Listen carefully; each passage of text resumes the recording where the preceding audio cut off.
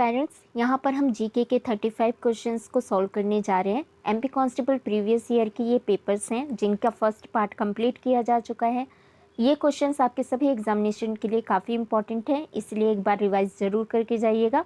मैं यहाँ पर सीधे क्वेश्चंस के आंसर्स बताती हुई चलूँगी ताकि जल्दी से जल्दी आप इन चीज़ों को मेमोराइज़ कर सकें और आपको काफ़ी हेल्पफुल हो। आप इरीना जीके ट्रिक्स यूट्यूब पर इसके बाकी कंटेंट और इजी ट्रिक्स से बाकी जीके के क्वेश्चंस को भी देख सकते हैं। चलिए स्टार्ट करते हैं। क्वेश्चन नंबर 1 है, with reference to Indus valley treaty select the wrong statement. Sindhu जल नदी के संदर्भ में गलत कथन का चयन करें। अब ये क्वेश्चन को मैंने डिटेल में इसलिए लिया है क्योंकि यहाँ पे गलत पूछा हुआ है, यानी हमें रॉन्ग बताना है, तो 3 सही हो जाएंगे, गलत हो जाएगा। 3 सही कौन से हैं? Option number A, it was signed on सितंबर 1960, इसे 19 सितंबर 1960 को हस्ताक्षरित किया गया था, यह सही है। बी ऑप्शन है, भारत और पाकिस्तान के बीच में साइन किया गया, यह भी सही है। सी है, आईएमएफ द्वारा इसको किया गया था ब्रोकर, तो ये गलत है क्योंकि यूएन ने यहाँ पे मध्यस्थता की थी। और यहाँ पे डी है आपका, यह सिंधु प्रणाली यानी कि आपका इंडस रिवर सिस्टम से रिलेटेड है, तो ये भी सही है। ओके, तो गलत के हिसाब से यहाँ क्या सही आंसर हो जाएगा? आईएमएफ, यानी आईएमएफ ने नहीं किया, किसने किया? यहाँ यूएन होना चाहिए था, गलत आंसर हमें टिक करना था, तो सी ऑप्शन इसके अकॉर्डिंग सही आंसर होगा। ओके, क्वेश्चन नंबर 2 पे हम बढ़ते हैं। क्वेश्चन नंबर 2 हमारा कह रहा है, the reserve bank of India maintained its GDP growth target for 2021 year at. भारतीय रिजर्व बैंक ने वर्ष 2021 के लिए अपने जीडीपी विकास लक्ष्य को कितना रखा था? तो आंसर हो जाएगा 95%। ओके, क्वेश्चन नंबर 3 है आपका, Gandhi ji led Ahmedabad mill strike was held in which of the following year. तो गांधी जी द्वारा जो अहमदाबाद मिल की हड़ताल की गई थी वह 1918 में की गई थी। फिर है question number 4, who among the following funded the Swaraj party in the year 1923 founded.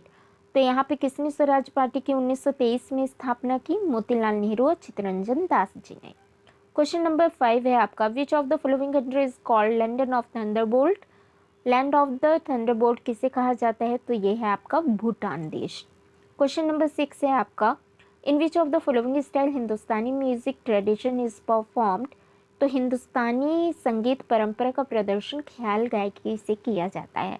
Question number 7 है, लुई लंगाई नाई festival is celebrated by which tribe. Louis Langai महोत्सव नागा ट्राइब जनजाति द्वारा मनाया जाता है। ओके, नेक्स्ट है हमारा question number 8, where is the headquarter of the Madhya Pradesh Olympic association located. Madhya Pradesh के ओलंपिक संघ का मुख्यालय कहाँ है? तो आंसर हो जाएगा जबलपुर। बहुत ही इंपॉर्टेंट क्वेश्चन है।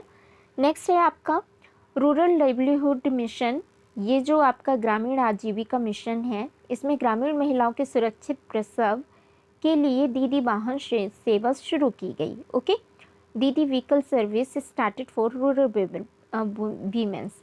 तो ये मध्य प्रदेश के किस जिले से शुरू हुई थी? आंसर है झाबुआ। क्वेश्चन नंबर 10 है आपका, which is the first city of Madhya Pradesh to complete 100% full covid vaccination. 100% टीकाकरण कोविड का किसने पूरा किया? मध्य प्रदेश के रतलाम शहर ने।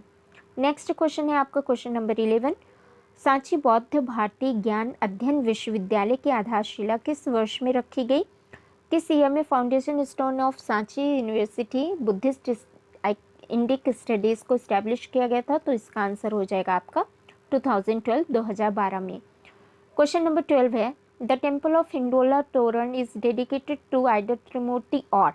अब ये जो हमारा हिंडोला का तोरण मंदिर है, ठीक है, हिंडोला तोरण मंदिर, इसे त्रिमूर्ति भी कहा जाता है। ये त्रिमूर्ति या फिर किस देवता को समर्पित है? तो आंसर है आपका विष्णु भगवान को, है ना, विष्णु जी को याद रखिएगा।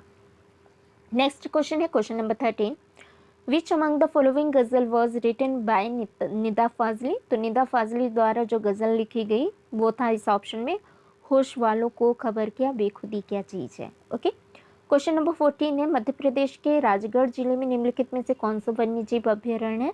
तो मध्य प्रदेश राजगढ़ डिस्ट्रिक्ट में जो वाइल्ड लाइफ सेंचुरी है वो है नरसिंहगढ़। ओके, कौन सी है? नरसिंहगढ़। क्वेश्चन नंबर 15 है, how many particularly vulnerable tribe group आद्य इन मध्य प्रदेश। तो विशेष रूप से जो कमज़ोर जनजाति है मध्य प्रदेश की वो 3 है। कौन कौन सी आपको याद रखनी है? एक तो हमारी है यहाँ पर बैगा, ओके, उस जनजाति का नाम है बैगा। दूसरी है सहरिया, ओके, और तीसरी है भारिया। भारिया जो कि छिंदवाड़ा के पातालकोट में पाई जाती है। क्या नाम है उसका?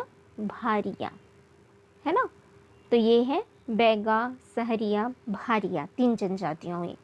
क्वेश्चन नंबर 16 है, which district is one of the leading producer of wheat and floor? कौन सा गेहूं और आटे का मुख्य उत्पादक में से एक है? तो मध्य प्रदेश का रायसेन जिला।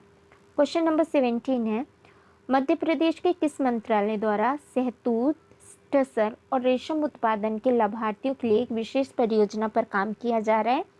तो यहाँ पर जो डिपार्टमेंट है, स्पेशल प्रोजेक्ट है beneficiary of mulberry tussar and sericulture के लिए। तो आंसर है कुटीर और ग्रामीण उद्योग विभाग, Madhya Pradesh, department of cottage and rural industries. Question number 18 है, मुख्यमंत्री फसल उपार्जन सहायता योजना जो है ये मध्य प्रदेश के किस विभाग से रिलेटेड है?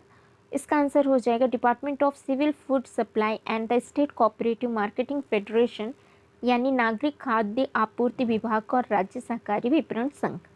क्वेश्चन नंबर 19 है, Madhya Pradesh has allocated how much percentage of its total expenditure on police in 5-year plan 2021 to 22? Okay, तो यहाँ पर financial year, okay sorry not 5-year plan, यहाँ पर जो वित्त वर्ष 20-21 था, पुलिस पर अपने बजट का कुल प्रतिशत 38% यानी कि 38% खर्च किया गया। नेक्स्ट है, what is the rank of India in world military expenditure? तो भारत की विश्व सैन्य व्यय में 3रा स्थान है। ओके, ये बदलता रहता है रैंकिंग, इसलिए रैंक कब कहाँ पे कितनी है इसको अच्छे से पढ़ लीजिएगा।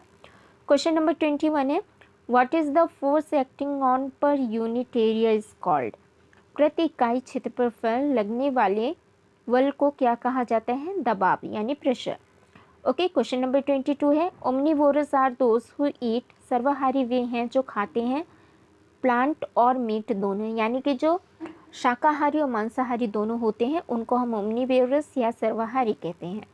क्वेश्चन नंबर 23 है, many food chain in an ecosystem are connected to form आ?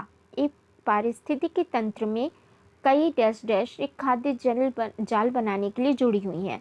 तो हमें पता है कि बहुत सारी जो फूड चेन होती हैं, यानी खाद्य श्रृंखला होती है, वो खाद्य श्रृंखलाएं मिलकर के फूड वेव यानी कि खाद्य जाल बनाती हैं। ओके, क्वेश्चन नंबर 24 है, which of the following has open vascular bundle that are arranged in a ring? निम्नलिखित में से किस में खुले संबंधी बंडल होते हैं जो एक वलय में उपस्थित होते हैं? तो इसका आंसर हो जाएगा डाइकॉट यानी कि द्विबीजपत्री। क्वेश्चन नंबर 25 है, which one of the following is the odd one out? निम्नलिखित में से क्या एक विषम है? तो इस तरह के क्वेश्चन में से हमें 3 में से किसी एक को छांटना होता है। यहाँ पर इसका राइट आंसर है हमारे पास क्या? स्क्लोडियोडॉन। क्वेश्चन नंबर 26 है, which one of the following is not advantage of synthetic fibre? Synthetic fibre का लाभ क्या नहीं है? तो रिकली इजली रिंकल, आसानी से शिकन नहीं आती, ये सिकुड़ते नहीं है।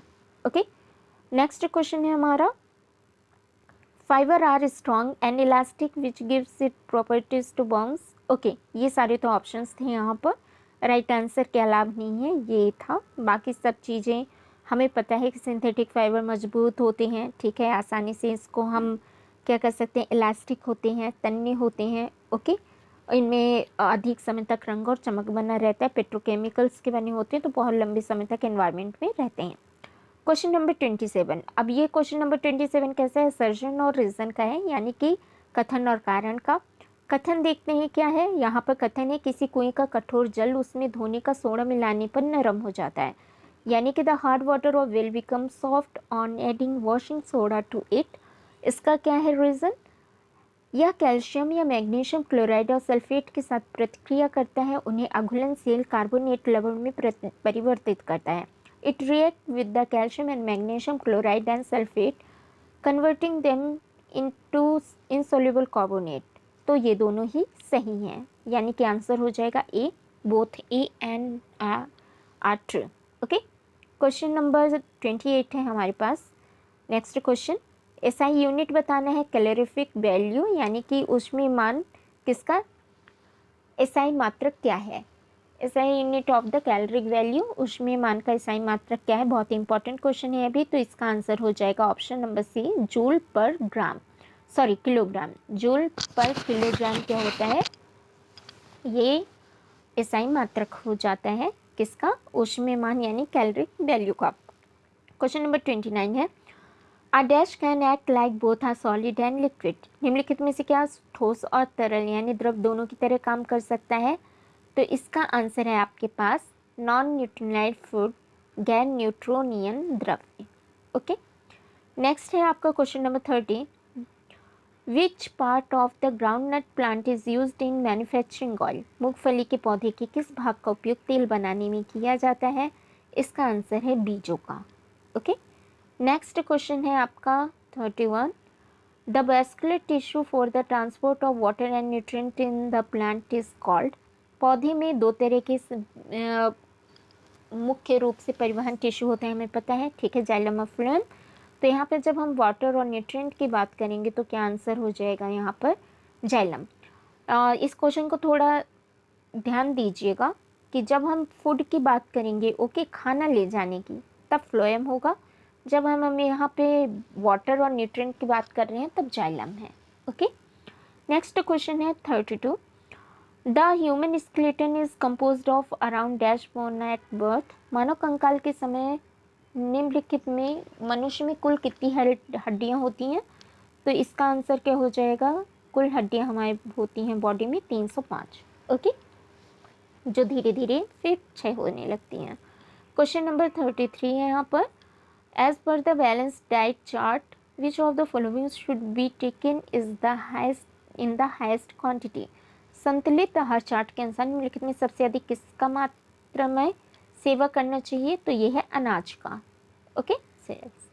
नेक्स्ट है क्वेश्चन नंबर 34, यहाँ पे है वुचे या when crafty is responsible for.